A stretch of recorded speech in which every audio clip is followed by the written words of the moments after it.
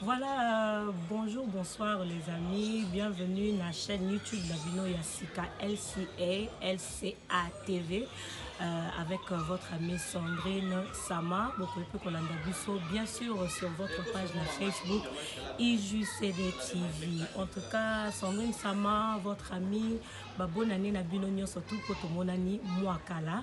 Mais les longs des cas, tout ça un peu partout dans le monde, comme une surprise. Le lot, Tozali, Sandrine Sama, on a été là il y a un moment avec Sandrine, on s'est retrouvé en Chine.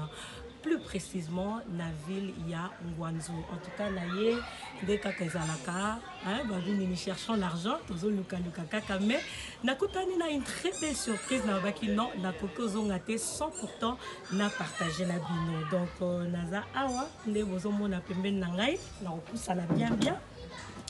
Toza donc na Madame Solange. Madame Solange, bon, comme chinoise, donc à Solange. Mais Aza vraiment na li solo, moi mouké pour la biso Azali vendeuse, Aza na shop naye. À la Chine, on peut savoir plus de détails. Mais bien au voyez que anglais le bas un peu partout, mais la Chine c'est pas vraiment partout. Mais on a naye à anglais nanga nazo bundana. Alors quelle grâce donc de trouver non seulement chinoise à le bas anglais. Au français que tu mais Azoloba Lingala très bien. Bonsoir Solange. Bonsoir. Donc vous comprenez que tu as un Katia Magaza, client peut bazo les cas donc vous avez bien Solange. Oui, nada bien. Bah le Congo bazo talayo de partout dans le monde, peut savoir mot quand même beauté. Ouais, bonjour. Ça va? Au moment où on a vu que le baboueza normal mais soit ebi bozo talé zo salé moissonné donc bossa na que caméra est allée. Solange ndenge ni ozo lo balingala très bien. D'accord, c'est la même chose. Oui. Azo ça ça là.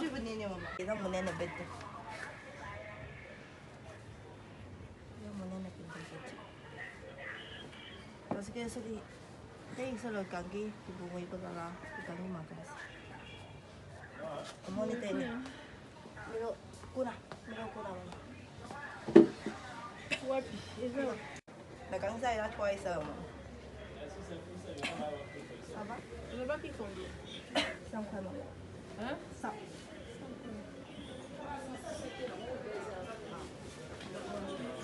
Voilà.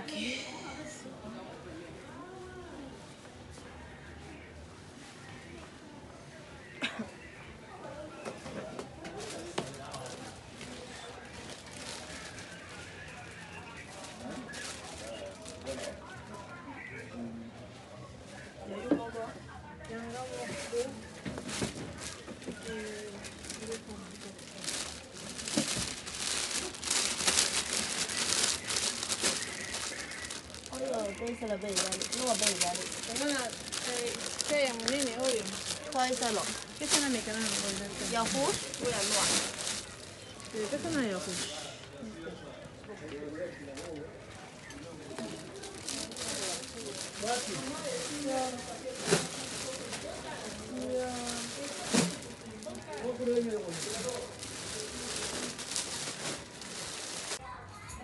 Voilà. Donc, tous qui va client comprenez que tous à un magasin. Alors, il y a ça sur l'autre d'abord, il y a ni nos le balingala très bien bon. Pendant 2011, dans les magasins awa. Nazalaki mwana muke. Maman na izali magasin oyo. OK. Après nalandi maman aye les sous de ngai mingi nazo comprendre ba client bazali awa. Nakaka yebi choufu moko ezali ki 100 块. Hop moko 180. Eza boye. Soki na pandi 100 180 muke nalandi client na tuni client parce que client mosusu ba yebi letio ba yeba ga anglais. Na tunaga nalobi nini eza nini nalobi oyo eza nini mabongo folele eza nini mukuse eza nini natunaka eza boye ça fait 700 déjà.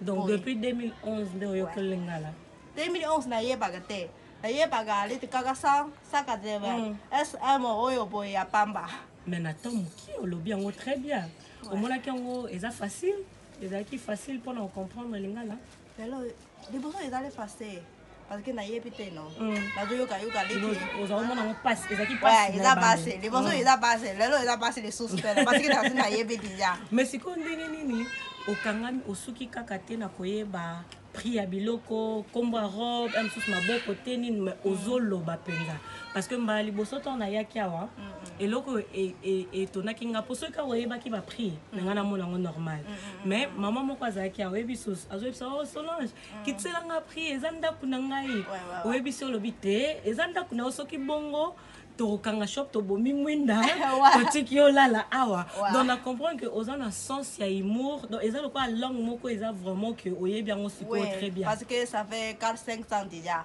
pendant liboso ngai nayebi kaka mokebele ki moto mosusu bayebi kaka 100 180 bayeka bamontant kaka mbongo bayebi kaka tambo lelo mingi na se nayebi déjà mais mosusu eza mo compliqué nayebi lisusu mpe te mais mingi nayebaka. Ok. Ouais. En tout cas, alors adresse ya magasin na yo eza wapi po nayebi que bato mosusu nde bazotala yo et on sepelisa bango vraiment bango mpe comme mosusu baza na Ngwanzu baya ko visiter shop ya Solange. Izali ya Sing ya Guangzhou.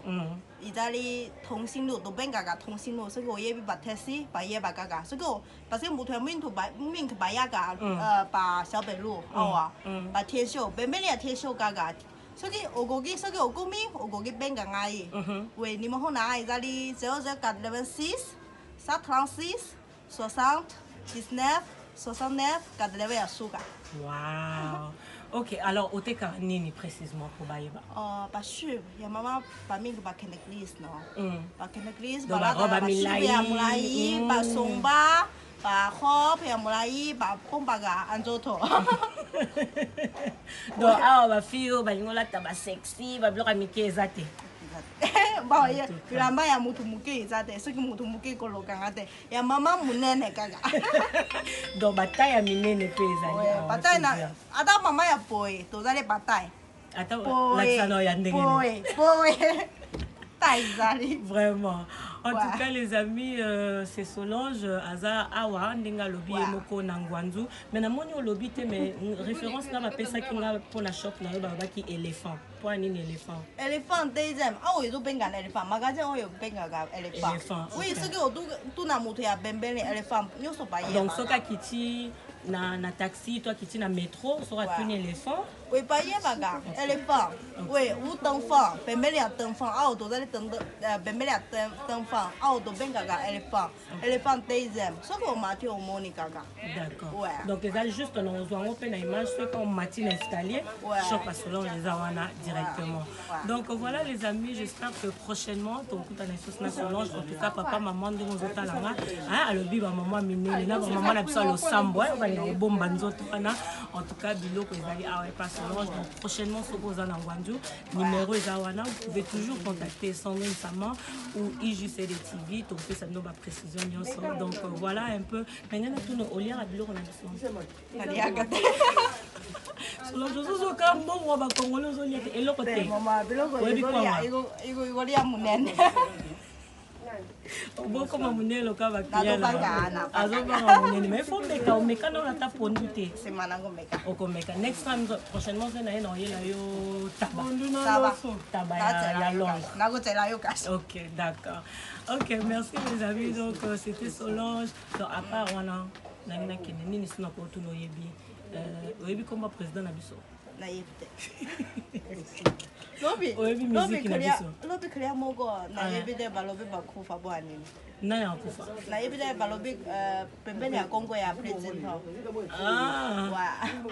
yo kama solo to memara penza bakongole te lobi to changer ki président président biso zaki Kabila momoni lobi ezali mkoneni jeudi tozwa ki président sika na yebite bazo ya pakei basebeli bakufi nini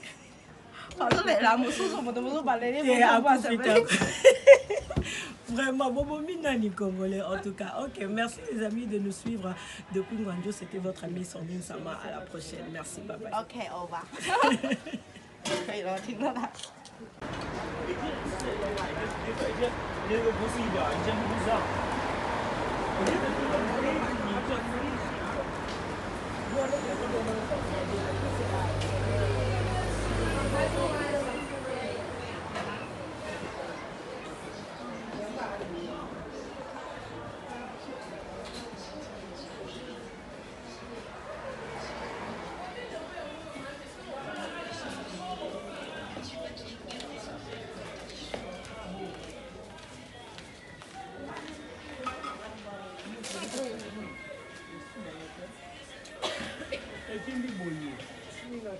olingi mega wana na pesa yo mega